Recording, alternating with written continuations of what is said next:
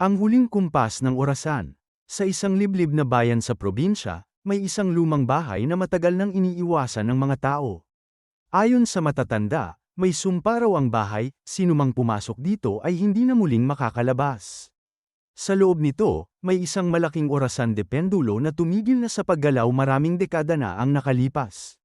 Ngunit may mga nagkukwento na tuwing hating gabi, maririnig pa rin ang mabagal nitong kumpas, kahit wala namang bumubuhay rito.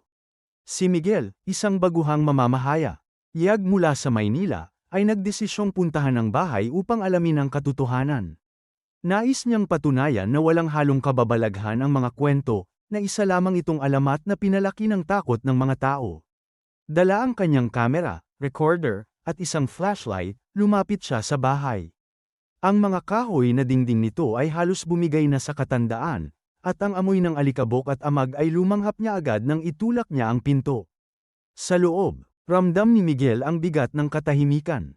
Ang mga lumang muebles ay nababalot ng puting tela, at ang sahig ay may makapal na alikabok, senyales na matagal nang walang lumalapit dito. Sa gitna ng sala, naroon ang orasan de pendulo, nakatigil ang mga kamay nito sa 12:00.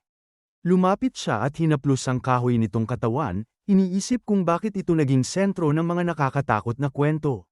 Ngunit nang ilawan niya ang mukha ng orasan, napansin niyang tila may aninong gumagalaw sa refleksyon ng basag nitong salamin. Napalunok siya, pakiramdam niya'y may nakamasid sa kanya. Biglang dumaan ang malamig na hangin, at kasabay nito, gumalaw ang pendulo ng orasan.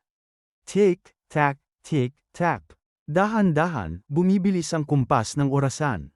Hindi pa man nakakabawi si Miguel sa pagkagulat, narinig niya ang isang mahina ngunit matalim na bulong sa kanyang likuran. Bakit ka bumalik? Napalingon siya at muntik nang mapasigaw. Sa dulo ng madilim na pasilyo, may nakatayong isang matandang babae. Mapo,